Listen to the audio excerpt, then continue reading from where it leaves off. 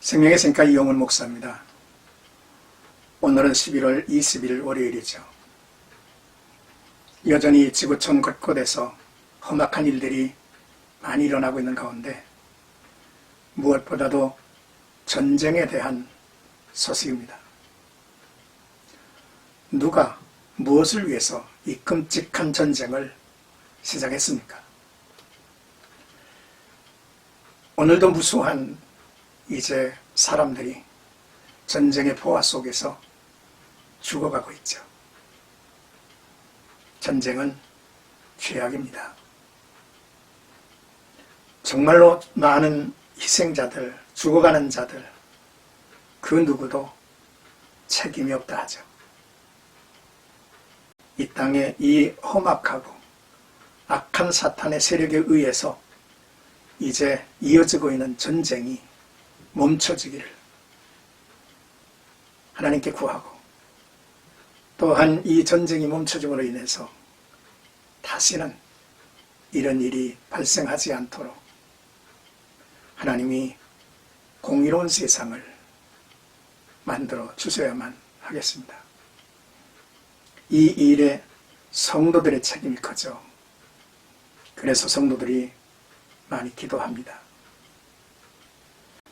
오늘 우리가 묵상할 신명기 21장 1절에서 14절까지는 신명기 묵상 50번째 시간으로 살인에 대한 대속 규례라고 하는 내용이 담겨 있습니다. 모세는 백성에게 사회생활의 여러 경우에 관한 규례를 줬고요. 이제 성읍에서 살인사건이 발생했을 경우에 대하여 언급합니다.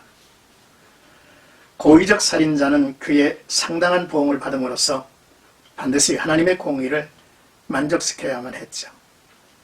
그러나 시체를 발견을 했음에도 살인자가 누구인지를 모를 때는 그와 같은 조처를 할 수 없습니다. 이와 같은 사건을 그냥 미결 상태로 내버려 두면 안 되었습니다. 성읍 주민 전체가 공동 책임을 지고 대속해야만 했죠. 이는 공동체 안에 악을 제거해야 했기 때문입니다. 먼저 1절에서 9절까지는 피살된 사람의 피를 대속하는 규례죠. 인적이 드문 곳에서 은밀하게 살해된 시신이 발견되었으나 범법자의 정체를 찾아낼 수가 없는 경우죠. 그러나 공동체가 무고하게 죽은 자의 피에 대한 책임에서 예외될 수는 없습니다. 그래서 이러한 경우에는 살인죄에 대한 책임을 사건이 난 곳에서 가장 가까운 성읍에 묻게 했습니다.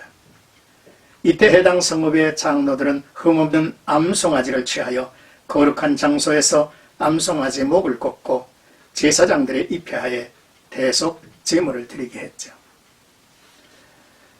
장로들은 상징적 행위로 제물을 위해서 손을 씻고 구두로 우리의 손이 이 피를 흘리지 아니하였고 우리의 눈이 이것을 보지도 못하였나이다. 여호와여, 주께서 속량하신 주의 백성 이스라엘의 죄를 사하시고 무죄한 피를 주의 백성 이스라엘 중에 머물러 두지 마옵소서라고 증언하므로 그 피 흘린 죄가 너희 가운데서 사해질 것이라고 했습니다. 이는 죽은 자의 피에 대한 책임이 자신들에게 임하지 않도록 하는 대속 예식이었습니다.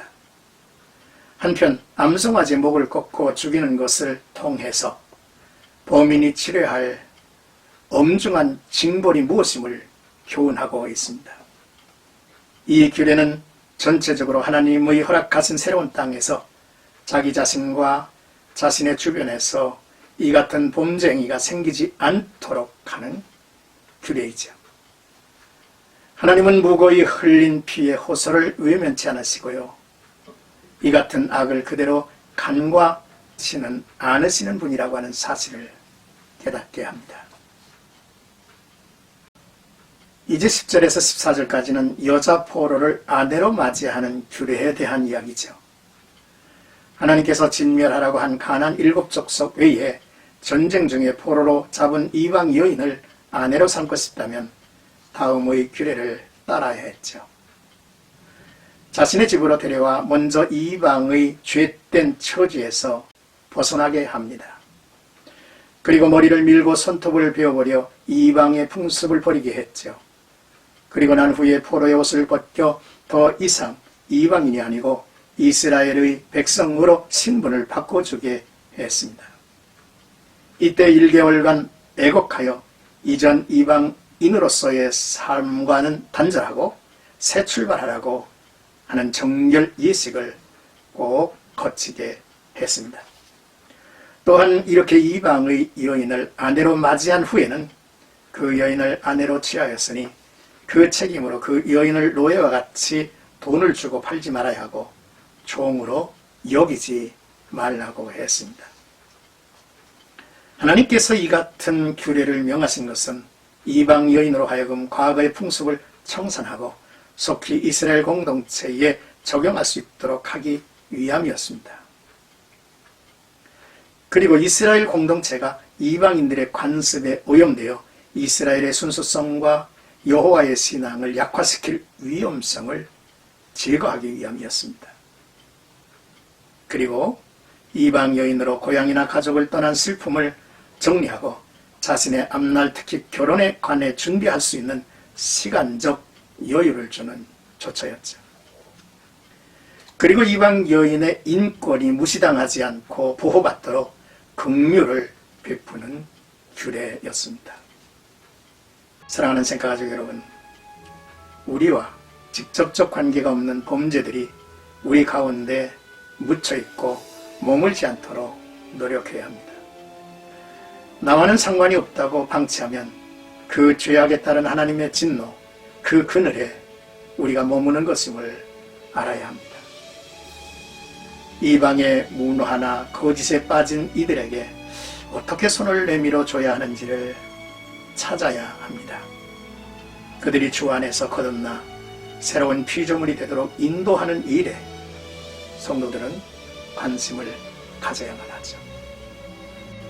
오늘도 나와 여러분들의 삶 속에 주님이 함께 하시는, 그래서 우리 가운데 빛과 소금의 역할을 감당해서 내가 속한 공동체가 죄악에 빠지지 않도록, 거짓에 빠지지 않도록 우리가 빛의 사명을 다해야만 할 것입니다. 주 안에서 복된 하루가 되시기를 축복합니다.